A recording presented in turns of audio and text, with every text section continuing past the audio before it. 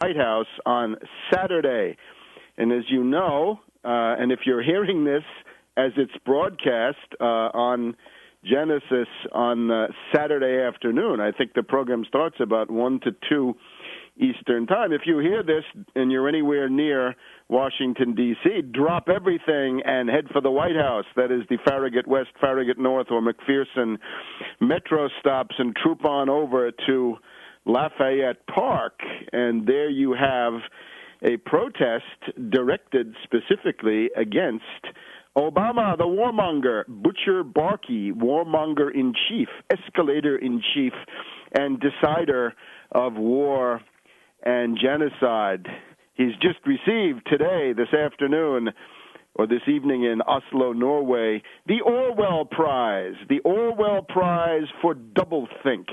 And he has given a speech which will rank with the tirades of Dr. Goebbels as an exercise in war is peace, peace is war, and other absolutely insane nonsense. But the big thing is now the demonstration at the White House, and that is on Saturday, 12/12, Saturday the 12th of December, starting at 11 o'clock in the morning till 4 o'clock in the afternoon. A long list of speakers, 3 presidential candidates leading the lineup. That is to say, former Senator Mike Gravel of Alaska, Democratic presidential candidate, Congressman Dennis Kucinich of Columbus, Ohio, Democratic presidential candidate, and former Congresswoman Cynthia McKinney, Green Party presidential candidate, and she went all the way to November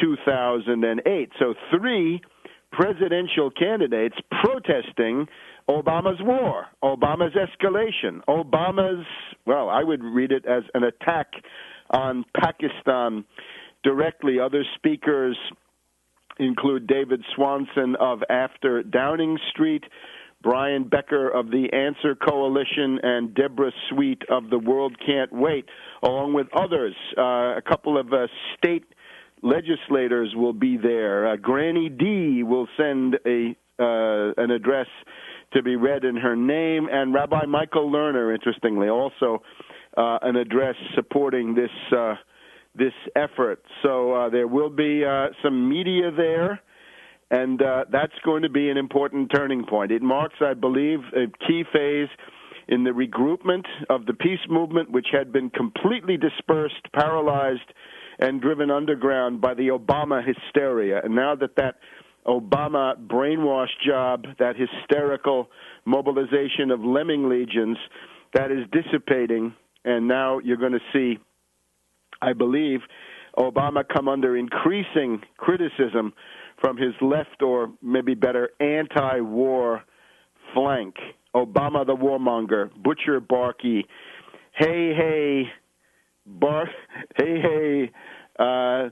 Barack Hussein, how many kids did you kill today? All right, that was the LBJ one 40 years ago, and this is now for Obama, and he has embraced this with both hands and with his teeth. So a warmonger in the White House, and we've got a crisis now, and a situation of instability unseen since, in particular, the days of Lyndon B. Johnson. And again, Johnson had many positive things going for him. Obama, well, nothing, all in the negative column.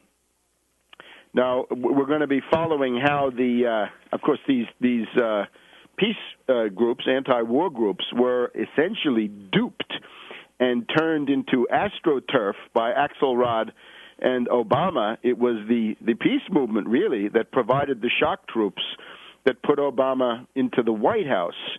And that is now the fate that threatens the Tea Party movement, that you can learn something from the impeachment, anti-war, and related forces in 2007, 2008. They were essentially duped and used as tools by Obama Axelrod in their trilateral-funded, trilateral-inspired climb to power. You had to have shock troops in the Iowa caucuses and other caucuses. You had to sweep aside the other candidacies, Mrs. Clinton and Edwards and the rest of them.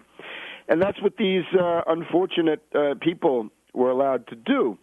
And now that's happening equally to the Tea Party people. They're essentially being used by a faction of the Republican Party to take over the party for various reactionary ideas. And notice that there's no, you don't get any anti-Fed action at these Tea Party rallies. You don't get any birth certificate action on Obama at these Tea Party rallies, and it's all controlled from the top by Republican operatives who are globalist, globaloni activists. They're Wall Street-dominated corporate mainline Republicans, and we'll be looking into that in just a minute. But let's now look at the war news. We put forward last week the thesis, Obama has declared war on Pakistan. And it's very interesting. We have Ibrahim Sajid Malik of Sama Television, S-A-A-M-A Television, which is one of the top 2 or 3 networks in Pakistan. And he had posted, and I hadn't seen it, on the 2nd of December, did Obama declare war on Pakistan? ? Now, Ibrahim Malik was up there in West Point, New York. He was present at the U.S. Military Academy. He did an interview with Secretary Clinton in the hallway, and his lead is speaking to a hall full of cadets at the U.S. Military Academy at West Point. President Barack Obama almost seemed like he might be declaring war on Pakistan.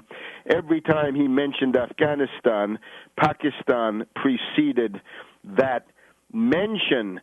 Sitting on the back benches of the hall, at one point I almost jumped out of my chair when he said, quote, this is Obama now, the stakes are even higher with a nuclear-armed Pakistan because we know that al-Qaeda and other extremists seek nuclear weapons, and we have every reason to believe that they would use them, close quote from Obama.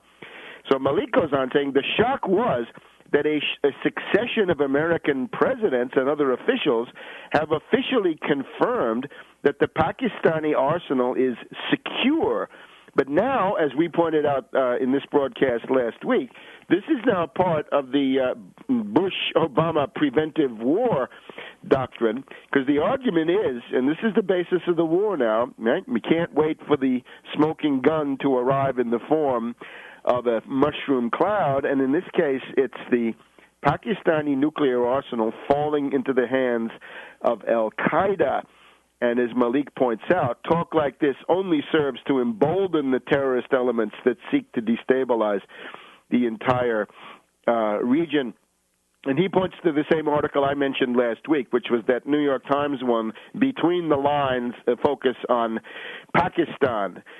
So, says Malik, basically President Obama has confirmed the narrative that was being constructed through leaks to the media for the past 8 years. You know, the A.Q. Khan story. And remember some of those 9/11 truth gatherings when we had Paul Thompson from the complete 9/11 timeline, always talking about Pakistani nukes, A.Q. Khan. Gee, what a funny topic to bring up. So Obama has declared war on Pakistan, and we'll have more about this in just a second.